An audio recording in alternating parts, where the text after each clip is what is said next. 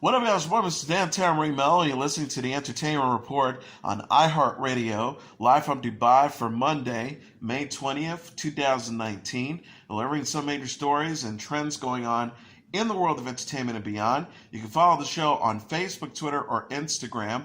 Facebook.com/The Entertainment Report with Ray Melo. That's RAYMELO. On Twitter at The Enter Report or on Instagram at The Entertainment Report. You can listen to the show anytime you want on iHeartRadio. Just go to iHeart.com or your iHeart phone app. Search for The Entertainment Report and it'll take you to the page. Robert Pattinson is the frontrunner to portray Batman in Warner Bros.' upcoming solo film on the Caped Crusader, according to reports. Pattinson, most famous for his role as Edward Cullen in the Twilight series, is in negotiations to take on the Batman role, which was last held by Ben Affleck, Variety says. The publication, citing sources, says that Pattinson is the studio's top choice and the deal will be closed shortly. The Hollywood Reporter, meanwhile, has stated it is unclear if an offer is on the table for Pattinson, who is on the short list of actors including Nicholas Hoult, Armie Hammer, and Aaron Taylor-Johnson. Deadline, citing sources, reports that Warner Bros. Is yet to decide who will don the cape and cowl, with the studio liking both Pattinson and Hoult, with Pattinson holding the edge. The next Batman film, titled The Batman, is set to arrive in theaters on June 25, 2021. Matt Reeves, who helmed Dawn of the Planet of the Apes and its sequel War for the Planet of the Apes, is directing. The filmmaker previously said the Batman will be noir-driven. Affleck previously starred as the iconic superhero in 2016's Batman vs. Superman Dawn of Justice, briefly in 2016's Suicide Squad, and in 2017's Justice League. Reeves signed on to the project after Affleck stepped down from the director's chair in January 2017. Affleck then exited the role this January. Pattinson has been featured in several independent films after appearing in Twilight. His next big role will be in director Christopher Nolan's new Untitled project that's set to arrive in theaters on July 17, 2020. Rosa Salazar, best known for starring in Alita Battle Agent, has signed on to star and executive produce a new comedy drama film, The Bang Bang Girls. The film, which is being shopped around at the 2019 Cannes Film Festival, will feature Salazar as a chemistry teacher who is recruited by a high school valedictorian and her two friends to form a secret sex ed club.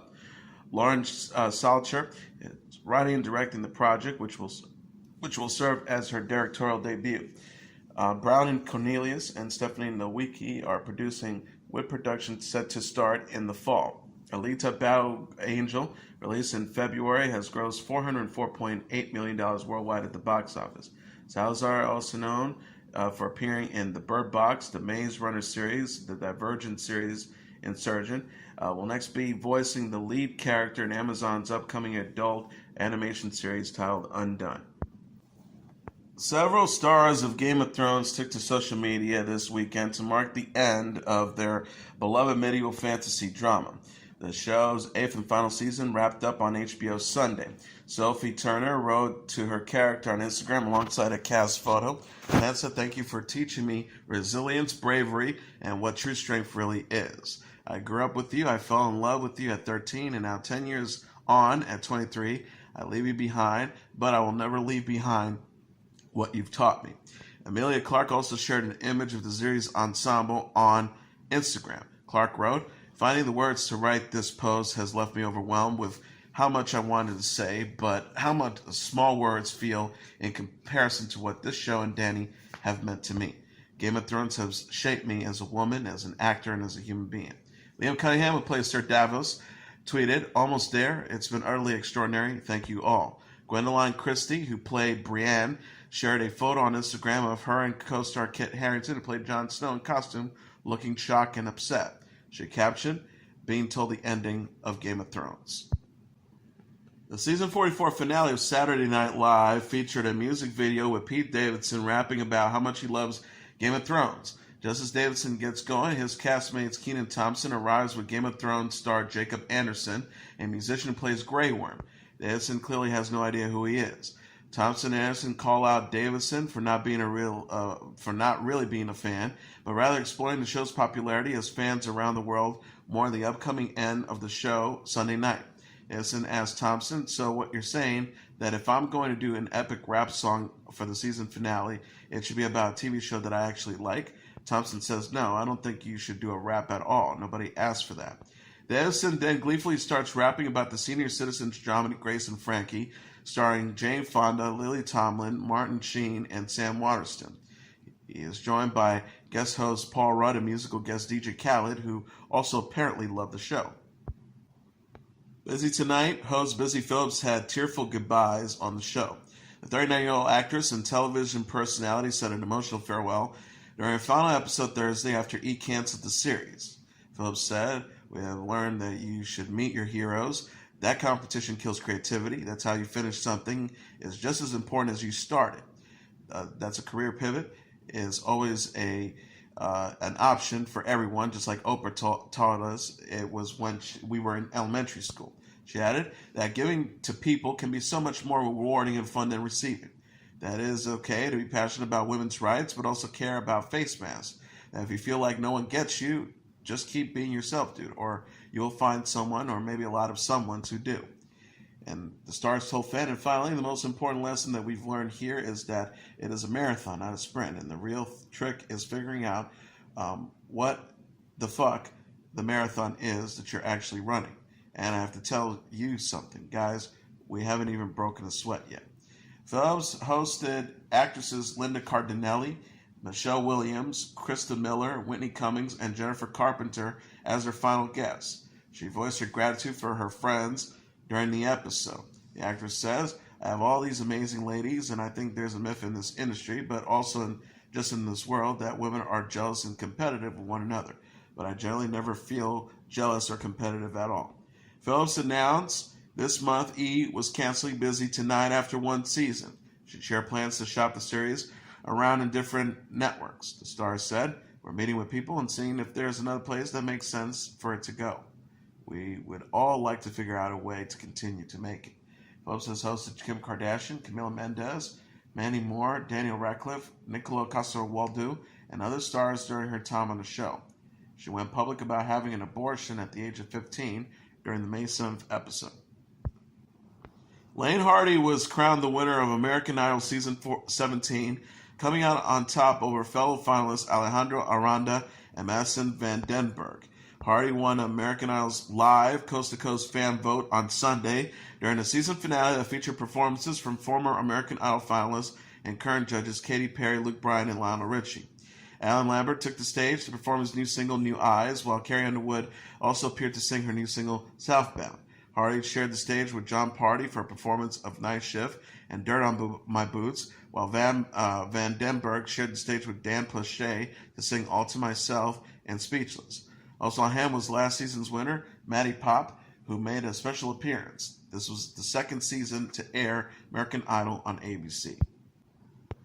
Film star and former California Governor Arnold Schwarzenegger is assured fans he was unharmed when someone jump-kicked him in the back during a sports event in South Africa.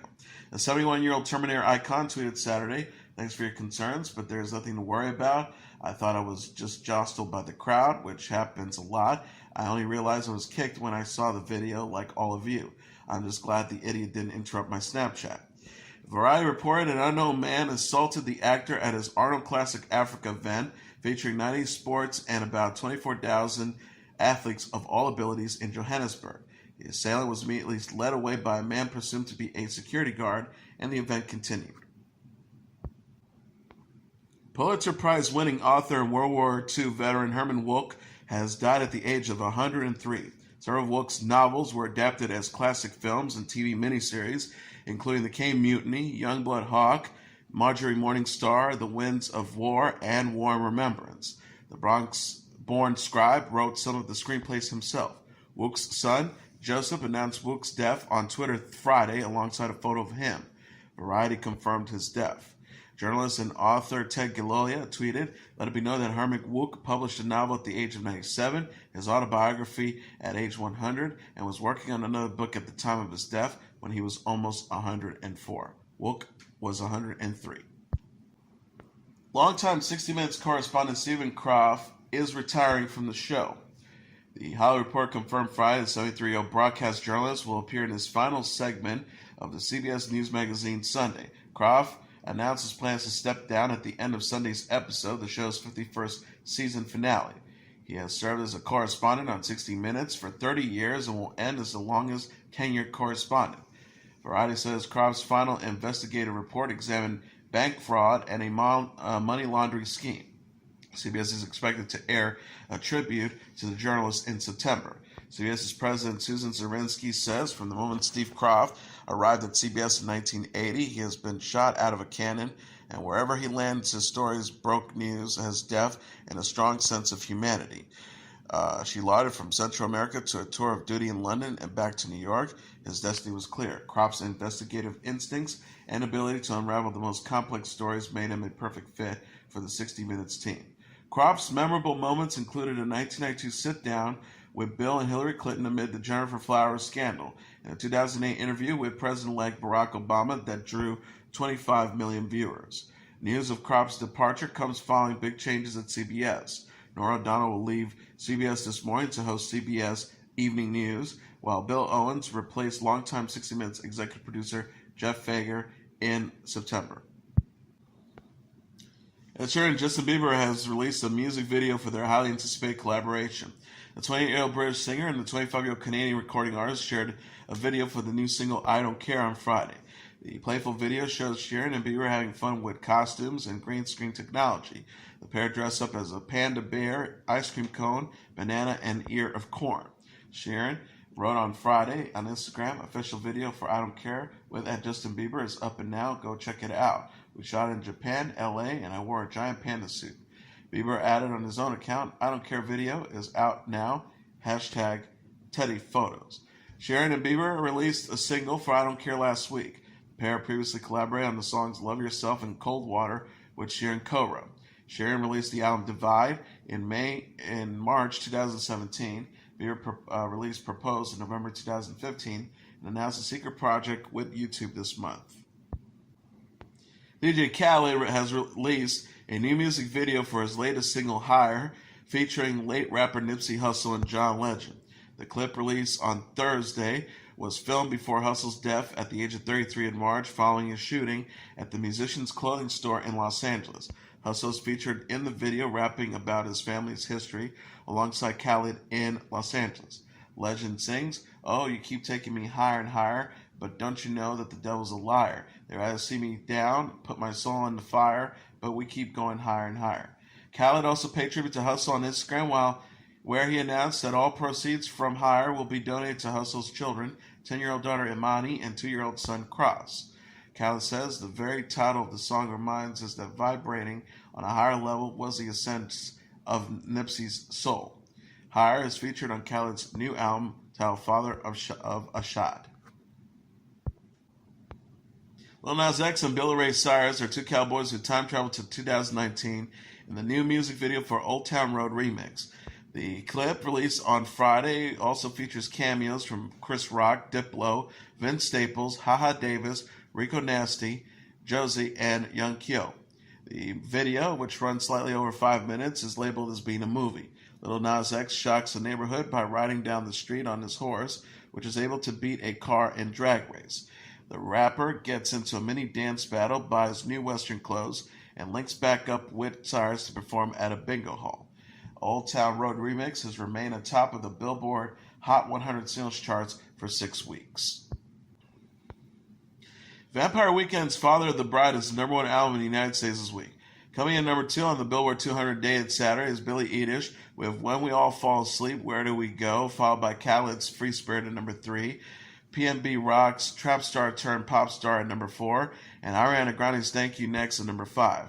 Rounding up the top tier are Pink's Hurt to Be Human at #6, Schoolboy Q's Crash Talk at #7, BTS's Map of the Soul Persona at #8, Post Malone's Beer Bongs and Bentleys at #9, and Juice WRLD's Death Race for Love at #10.